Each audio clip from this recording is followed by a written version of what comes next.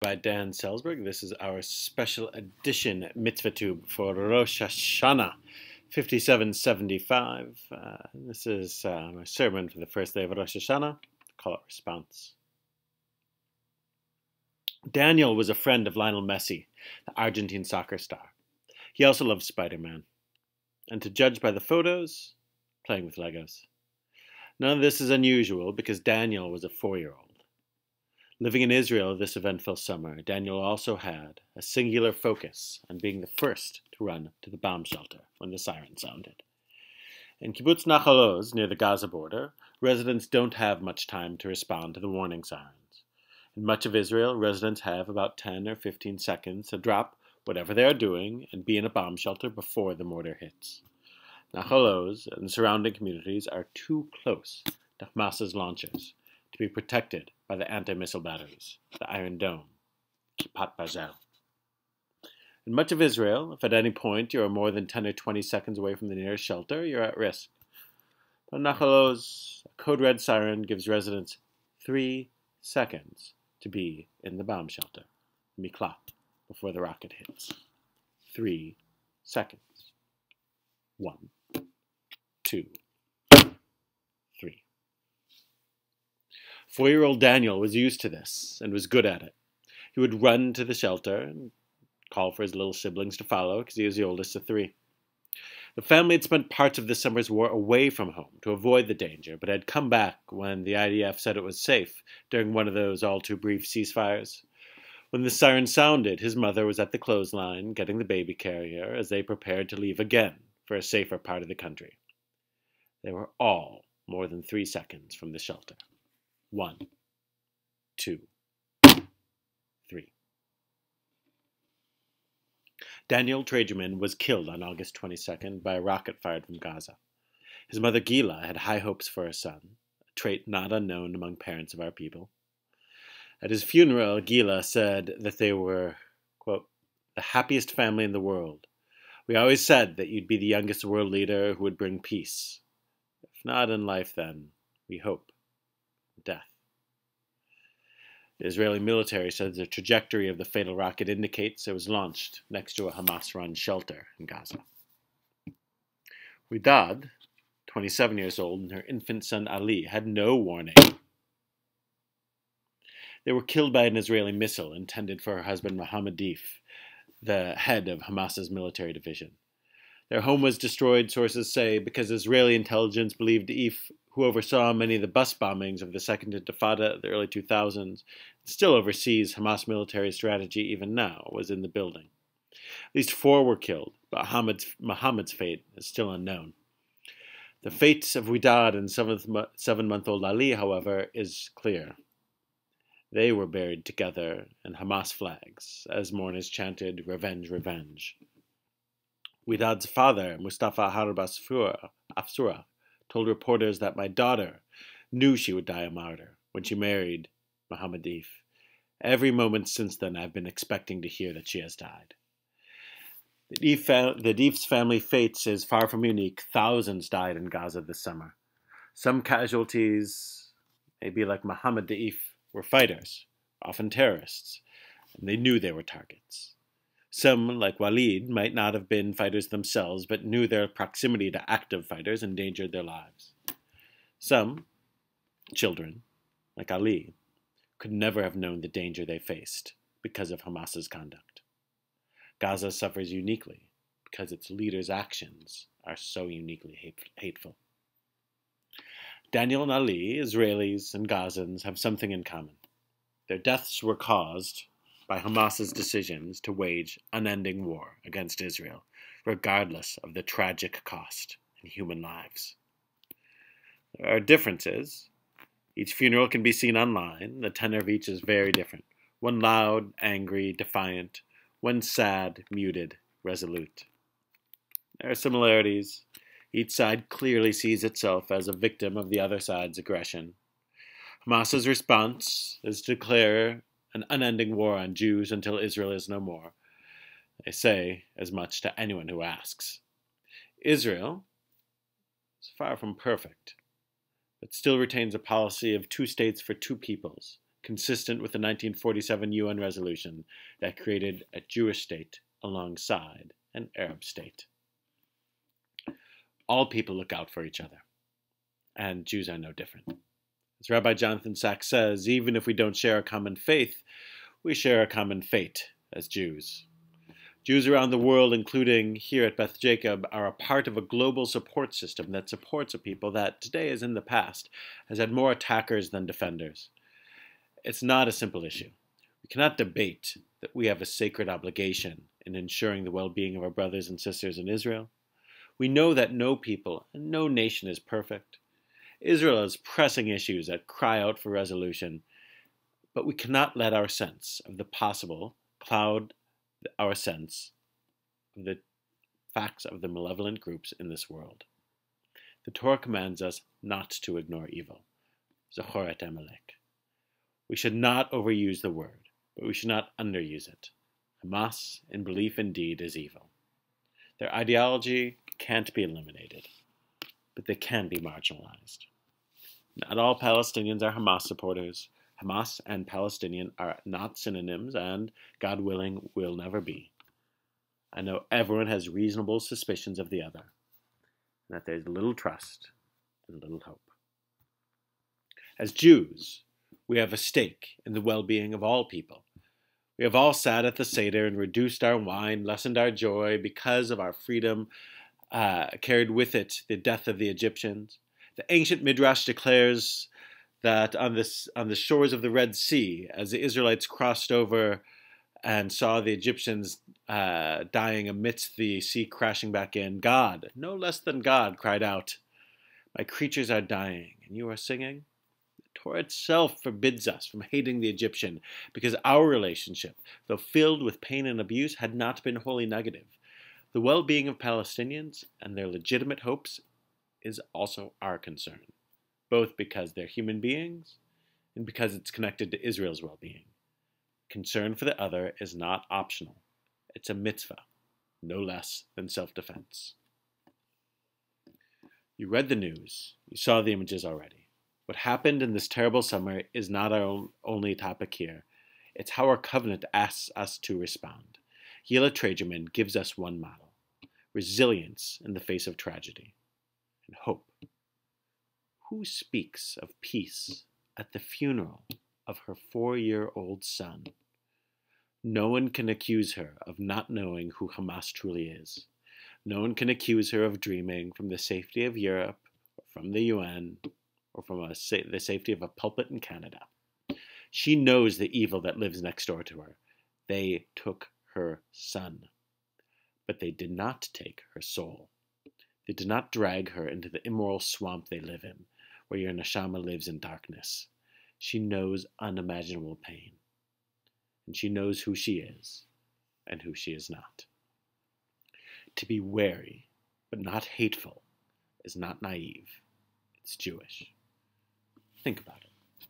50 years ago, the person who would have said that Israel's security cornerstone would be a 35-year-old peace treaty with Egypt would have been labeled naive. Naive to think that Jordan would agree to a peace without the issues of the West Bank resolved, or that the Arab League would offer a plan for peace and recognition of Israel. Not a perfect plan, I know, but that the conversation is even present is a mechaya. We're not near a secure situation for Israel yet, but history has taught us to hope. We have learned that the realists are not always realistic. The accepted wisdom is not always wise. We have also learned that a promise made is not the same as a promise kept. Even I don't hold out hope that Hamas can be reconciled with peaceful coexistence.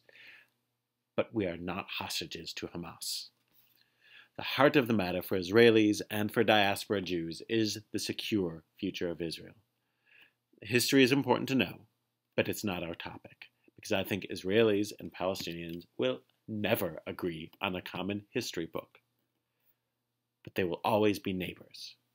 If we cannot agree on what was, we can still see what is and what could be. Israel is a reality, with residents that only bigots want to make into refugees. Israelis look to their government to protect them from outside threats, to ensure economic stability, and to protect fundamental rights. A just settlement over the status of the disputed territories and the Palestinians who live there remains a pressing need. But ultimately, Israelis, B'ezrat Hashem, will look after their own affairs. Still, because we share a common history, a common faith, an ethnic bond, and a sacred brit, a covenant, Jews everywhere are obligated to look after each other. Kol Yisrael Arvim Ze Lazeh. Jews have found, through a long, long history together, that we are bound by blood. We welcome those who join and share our path. We regret those who leave, leaving their people to their own fate. We're obligated not to leave Israel to its own fate. Jews know that, like it or not, we share a common destiny, and we share a deep sense of the connection that transcends millennia and miles. And when we see Israel attacked by thousands of rockets aimed at civilians, when we see tunnels dug with the intention of kidnapping and killing Israeli civilians, when we see an al-Qaeda affiliate seize the border post opposite the Israeli Golan, when we see the murderous thugs of ISIS threaten Israel's neighbor and ally, Jordan, when the future of Iran's nuclear program remains unsolved, when the Sinai is unstable, when the future of the territories of 1967 remains unclear, not to mention the usual list of domestic problems, it's worth noticing that our support is called for. There are lots of different issues you could pick up to support.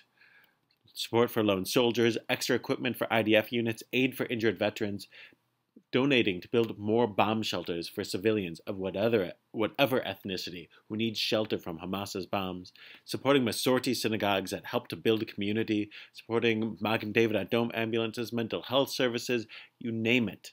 But lo ta'amod dam re'echa. You must not stand idly by the blood of your neighbor.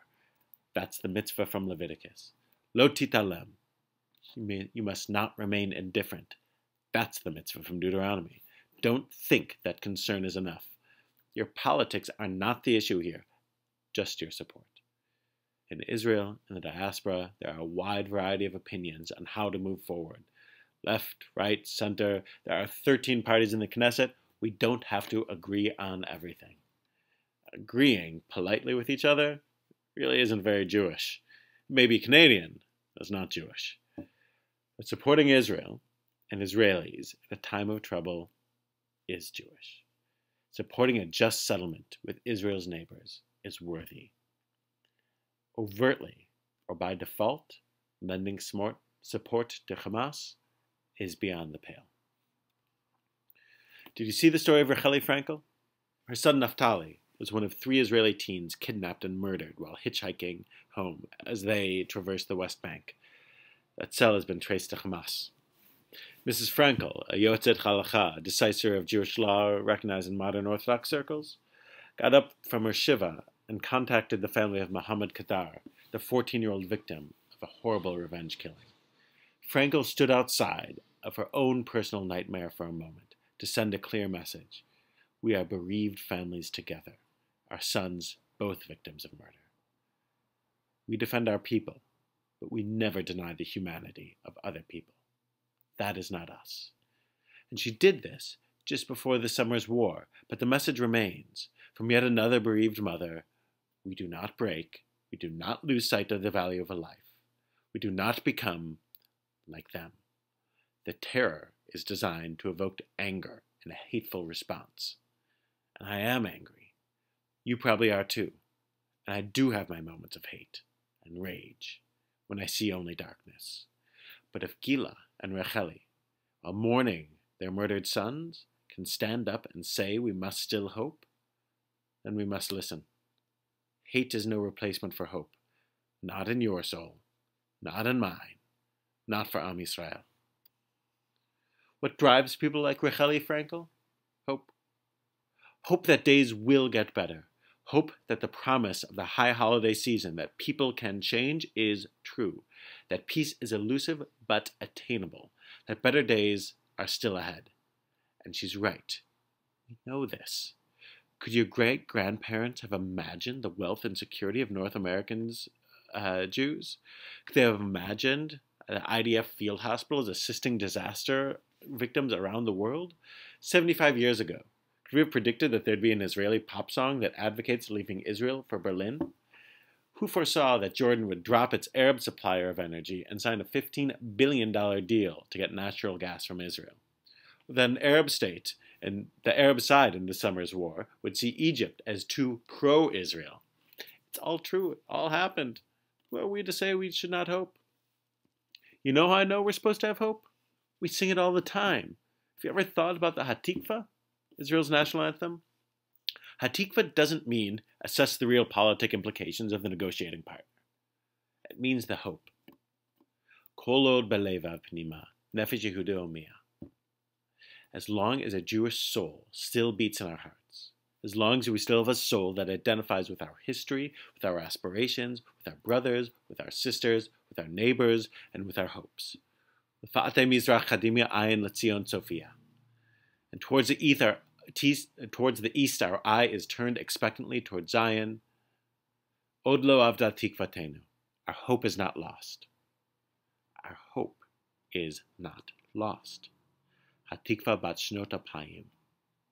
The hope of 2,000 years. We toss those numbers around, but imagine what goes into a 2,000-year-old hope. Think of the heroic acts of individualism and the heroic acts of individual sublimation to the good of the whole that allowed for something as amorphous as hope to live for millennia under conditions that could best be described as adverse.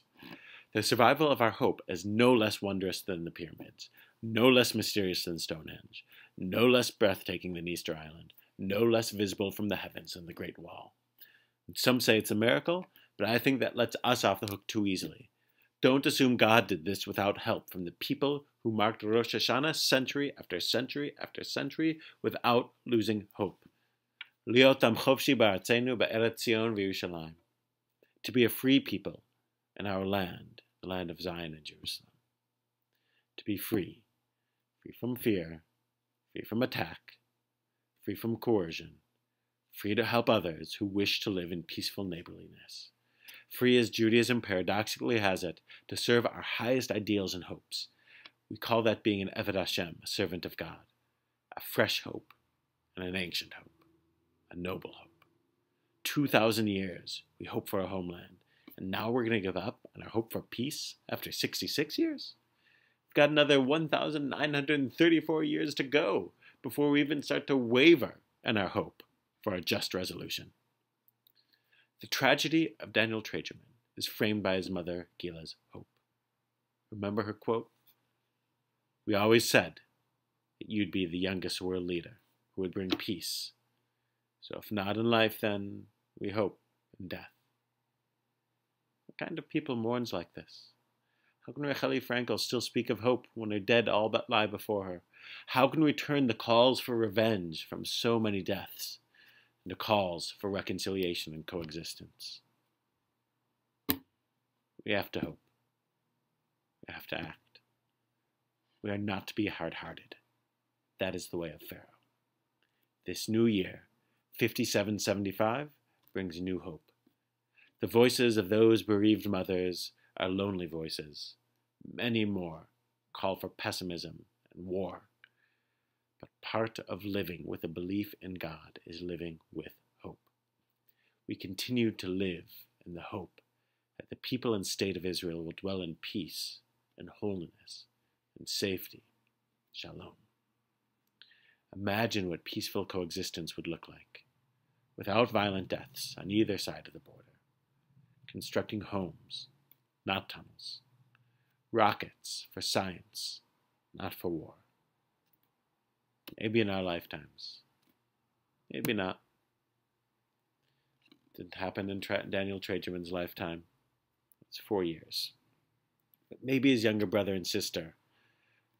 They should be blessed with long lives and see the peace of Israel and her neighbors. May we be privileged to contribute to it. May we never lose hope, and may our hopes be fulfilled on high. Say shalom b'romav, hu ya'aseh shalom, aleinu, ve'al kol Yisrael, v'imru, amen. May you be blessed with a Shana Tova.